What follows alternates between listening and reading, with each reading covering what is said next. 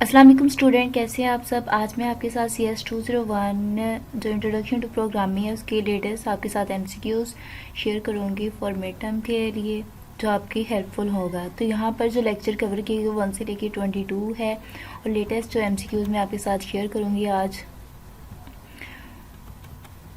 और फर्स्ट हमारा जो MCQs है, which of the following functions is are the include in stdlib.h header file. तो ये हमारी हेडर फाइल होती है, इसमें वो कह रहे हैं कौन कौन से यूज़ कर सकते हैं। डबल ये हम कर सकते हैं, इंट वाला ये जो टू ऑप्शन है इसको हम यूज़ कर सकते हैं 1 and 2 only. Page number 191 mention किया हुआ है, आप चेक कर सकते हैं। साथ साथ आप स्क्रीनशॉट भी ले सकते हैं। इसके बाद MCQs नंबर 2 है, if the break statement is missed in switch statement then the compiler will. तो फिर अगर हमारे जो स्विच स्टेटमेंट में आपको पता है ना ब्रेक स्टेटमेंट यूज़ करते हैं उसको, जो हमारी फर्स्ट जो हमारी जो लूप चल रही होती है उसको ब्रेक करने के लिए मीन को नेक्स्ट पर ना जाए, तो इसके लिए हम क्या करते हैं, दिस में कोज अ लॉजिकल एरर। ये हमारा होगा पेज नंबर 76 है। इसके बाद हमारा MCQs नंबर 3 है, the data type before a function name represent it's. Function से पहले वो हमारी जो डाटा टाइप होती है वो रिटर्न टाइप होती है। इसके बाद MCQs नंबर 4 है, मेंबर फंक्शन जो है tell G return the current location of the dash pointer. तो ये गेट जो फंक्शन होता है उसकी हमें लोकेशन को रिटर्न कर रहा होता है प्रोग्राम में। इसके बाद है हमारा MCQs नंबर 5 है, C is a widely known as a development language of. तो ये आपने अपने चैप्टर नंबर 1 में आई थिंक ये आया होगा, यूनिक्स में है। ये सबसे पहले जो वाइडली डेवलपमेंट की गई थी ऑपरेटिंग सिस्टम में वो यूनिक्स थी। इसके बाद MCQs नंबर 6 है, the correct syntax of initialization of pointer PTR with string programming. तो यहाँ पर जो करेक्ट हमारा है वो ये बनता है स्टैटिक PTR। आपको पता है पॉइंटर को डिक्लेयर करने के लिए हम स्टैटिक PTR यूज़ करते हैं, इज इक्वल इन्वर्टेड कॉमास में हम प्रोग्राम लिखेंगे। जो यहाँ पर उन्होंने पॉइंटर का नेम दिया हुआ है वही हम यूज़ कर रहे होते हैं सिंटैक्स में जो हमने बनाना होता है।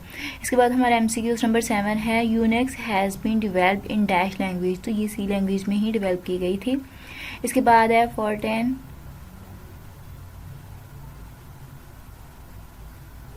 इसके बाद हमारा आपका MCQs नंबर 8 है, declaring structure does not mean the memory is allocated. तो ये ट्रू है। अगर हम मिसाल के तौर पर अगर C++ में आप प्रोग्राम में अपने वेरिएबल को डिक्लेयर कर रहे होते, इसका मतलब ये नहीं होता कि आप उसको मेमोरी एलोकेट कर रहे होते हैं। इसके बाद MCQs नंबर 8 है, when an array element is passed to a function it is passed by। तो ये रेफरेंस के आपको पता है जो हम एलिमेंट पास कर रहे होते हैं एरे में तो हमेशा रेफरेंस के थ्रू पास कर रहे होते हैं। इसके बाद हमारा MCQs नंबर 9 है, which of the following header file include string conversion function stdlib.h use की जाती है। इसके बाद हमारा MCQs नंबर 10 है, a precious sequence of step to solve a problem is called a program. तो ये हमारा प्रोग्राम होता है। ये आपका क्वेश्चन ही प्रोग्राम वाला जो स्टार्ट में आपकी डेफिनेशन दी हुई थी वही उन्होंने दे दी है। इसके बाद आपका MCQs नंबर 11 है, the compiler of C language is written in. तो C लैंग्वेज का जो कंपाइलर होता है वो C लैंग्वेज में ही लिखा जाता है। MCQs नंबर 12 है, initialize of variable at the time of definition is a good programming होता है। अगर आप वेरिएबल को इनिशलाइज करते साथ ही से डिफाइन कर दें, बीन के आपने लिखा हुआ है इंट, तो आपकी डाटा टाइप होगी अगर a इज इक्वल आप लिखते हैं 5, मीन का आपने इनिशियलाइज डेफिनेशन के साथ इनिशलाइज के साथ उसको डिफाइन भी कर दिया कि आप इसको इतनी वैल्यू दे रहे हैं, 4 दे रहे हैं, 5 कुछ भी वट, तो वो आप उसको साथ साथ डिफाइन भी कर रहे होते, तो ये आपकी गुड प्रोग्रामिंग होती है। इसके बाद MCQs नंबर 13 है, if structure the block of statement is execute only. जब तक वो ट्रू होगी तब तक ही चलेगी ना, when the condition is true, उसके बाद टर्मिनेट हो जाती है। इसके बाद हमारा MCQs नंबर 14 है, dealing with structure and function passing by reference is the most economical method. तो ये हमारा ट्रू होगा। MCQs नंबर 15 है pointer is a variable which store memory address. आपको पता है हमेशा पॉइंटर जो होता है हमारा मेमोरी एड्रेस से स्टोर कर रहा होता है, जिसको हम कॉल बाय वैल्यू और कॉल बाय रेफरेंस के थ्रू कॉल कर रहे होते हैं फंक्शंस में मेमोरी अपने प्रोग्राम में। इसके बाद हमारा MCQs नंबर 16 है processor program perform its function before dash phase take place. तो ये कंपाइलिंग कर रहा होता है, जो हमारा प्रोसेसर होता है जब वो कोई प्रोग्राम के ऊपर फंक्शन कर रहा होता है before compiling phase take place, तो प्रोसेसर तो कंपाइलिंग फंक्शन उससे पहले हो रहा होता है। इसके बाद हमारा MCQ नंबर 17 है which of the following can not be variable name. तो ये आपको पता है वेरिएबल का नेम आप इस तरह नहीं लिख सकते कि आपने फर्स्ट में डिजिट लिखना बाद में आपने एरिया लिख दिया, जैसे ए इज इक्वल हम लिख रहे होते इज इक्वल 5 या कोई सा भी आप नाम लिख रहे हैं, तो उससे पहले आपने डिजिट नहीं लिखना होता है, तो ये रॉन्ग वे है, तो इसलिए ये हमारा वेरिएबल डिक्लेयर करने वाला रॉन्ग ऑप्शन ये ठीक उन्होंने कहा हुआ है can not be variable name, तो ये ठीक है इसका answer. Which loop processing is best when the number of iteration is known. जब हमें पता होता है कि हमने उसको कितनी बार चलाना है लूप में, तो for loop he best use की जाती है। जैसे हम इंट आई इज इक्वल, अगर हमने वहाँ पर इंट आई या जे कुछ भी लिखा, जे इज इक्वल 10 हमने ऑलरेडी इनिशलाइज किया हुआ है 10 के साथ, तो हमें पता है तो वो लूप हमारी 10 टाइम चलेगी। इसके बाद हमारे MCQs नंबर 9 है which character is inserted at the end of the string to indicate the end of the string. तो ये नल जो होते हैं वो यूज़ किए जाते हैं जब हमने character is inserted at the end of the string में यूज़ करने होते हैं, तो ये नल करेक्टर नल हम यूज़ करते हैं। क्वेश्चन नंबर 20 है which of the following header file define the rand function. तो ये हमारी stdlib.h लाइब्रेरी हेडर फाइल होती है जो इसको डिफाइन कर रही होती है रैंड फंक्शन को। इसके बाद आपका MCQs नंबर 21 है कमेंटिंग द कोड। आप अगर साथ साथ कमेंट कर रहे होते हैं अपने प्रोग्राम में कि here I use a while loop and then I declare the variable name and also आप मेंशन कर रहे होते हैं कि आपने पॉइंटर यूज़ किया, इस तरह आप साथ साथ कमेंटिंग कर रहे होते हैं। आप हर एक अपना अपना डिफरेंट तरीका होता है, तो ये बहुत ही अच्छी हैबिट है। तो makes a program easy to understand further. दूसरा आपसे पूछेगा नहीं कि आपने यहाँ पर क्या किया, उसे खुद ही अंडरस्टैंड कर लेगा उसे पढ़ के, तो इसमें ये होता है।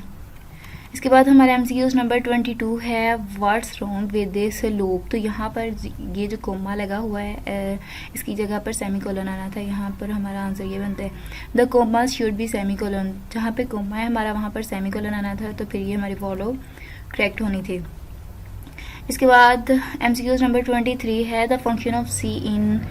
तो यहाँ पर जो एक्यूरेट इसका आंसर यही बन रहा है to read data from the keyboard, कि हम डाटा जो इनपुट होती है वो हम सी इन जब करते हैं तो फिर हमने कीबोर्ड से टाइप करनी होती है। इसके बाद हमारा MCQs नंबर 24 है in C++C/C++ language header file which is use to perform useful task and manipulation of character data is. तो C type.h होता है, पेज नंबर 128 है, आप चेक कर सकते हैं। इसके बाद how many parameter function get line takes. तो ये हमेशा 3 ही पैरामीटर लेता है, कि बुक में मेंशन होगा, आप वहाँ से चेक कर सकते हैं। वर्ड प्रोसेसर हमारा एप्लीकेशन सॉफ्टवेयर होता है, और आपको पता है सॉफ्टवेयर 2 ही तरह के होते हैं, एक होते हैं सिस्टम सॉफ्टवेयर और एक होते हैं एप्लीकेशन सॉफ्टवेयर।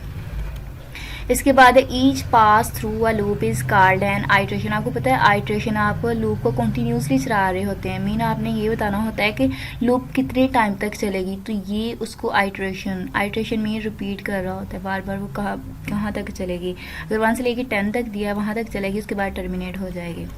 इसके बाद which of the following operator is use to access the value of variable pointed by the pointer.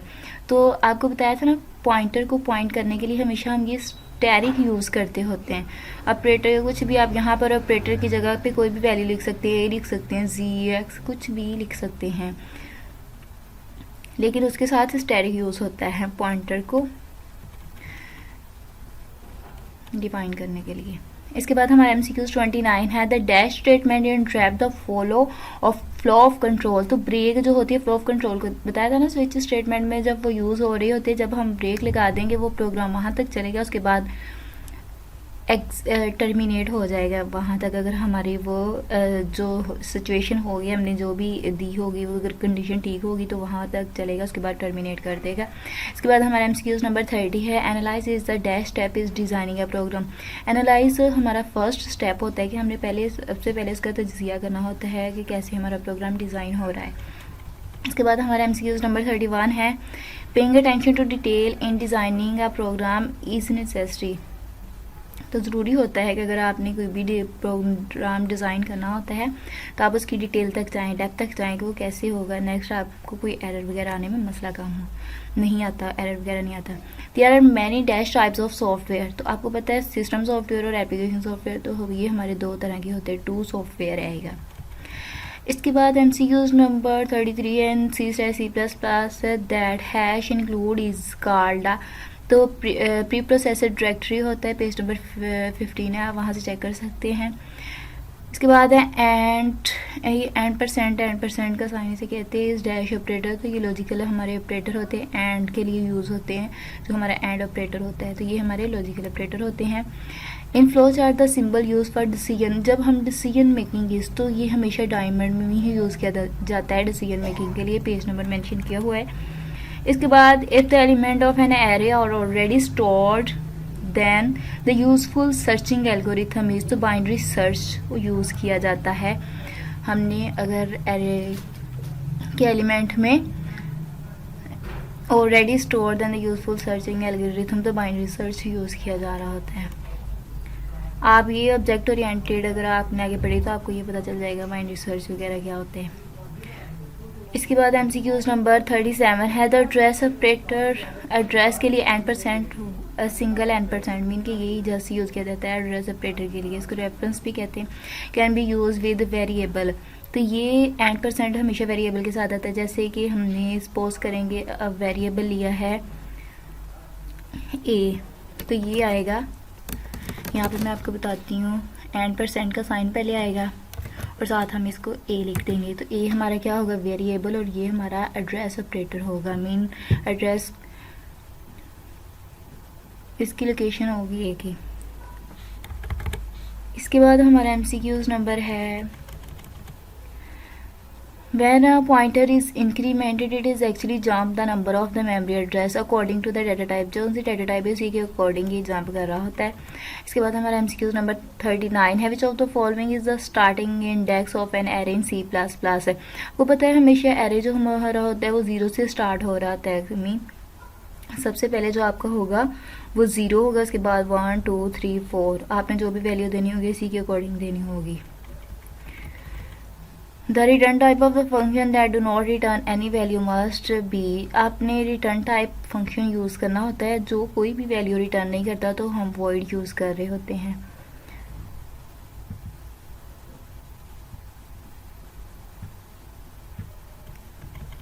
इसके बाद हमारा MCQs नंबर 41 है, which of the following is an extension of header file, तो हम header file की जो extension होती है .h होती है।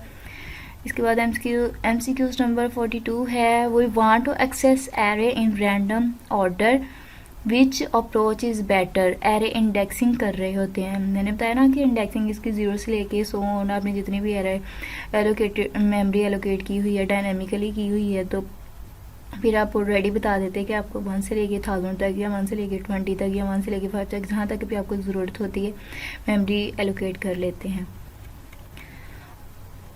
इसके बाद MCQs नंबर 43 है, when we declare a multi dimensional array the compiler store the element of multi dimensional array in the form of contiguous memory location. आपको पता है ना, फर्स्ट पे सपोज करेंगे हमारा एरे है, तो यहाँ पर फर्स्ट पे हमारा कंटीजियस होगा, मीन के साथ साथ जुड़ी हुई होती है हमारी मेमोरी। फर्स्ट पे पहले के मेमोरी एड्रेस होगा, सेकंड का फिर थर्ड पे, ऐसे जुड़ी हुई होती है। ये नहीं होता कि ये फ्रंट पे ये है, फर्स्ट पे यहाँ पर होगा, सेकंड पे यहाँ पे होगा, साथ जुड़े हुए होते हैं, कंटीजियस वे से कहते हैं मेमोरी लोकेशन।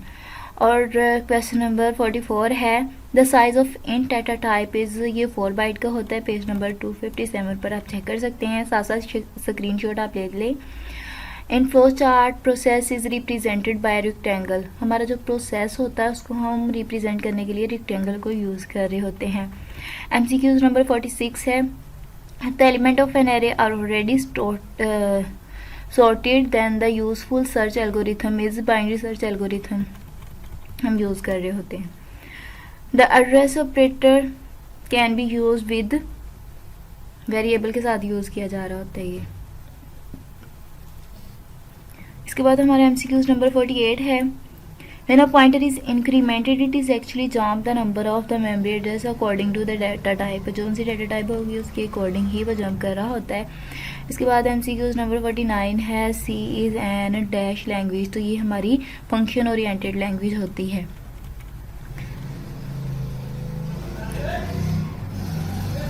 इसके बाद हमारा MCQs नंबर 50 है, द रिमाइंडर की आपको पता है ये यूज़ किया जाता है साइन। इसके बाद ऑपरेटर इज़, तो ये हमारा अर्थमेटिक ऑपरेटर होता है remainder. Please like and subscribe my channel for latest video. और मैं आपके लिए वीडियो इसलिए नहीं बना सकी मिड टर्म के लिए, इसलिए कि मेरा एक्सीडेंट हुआ था और मैं बना नहीं पाई इस वजह से। ओके, अल्लाह हाफिज़।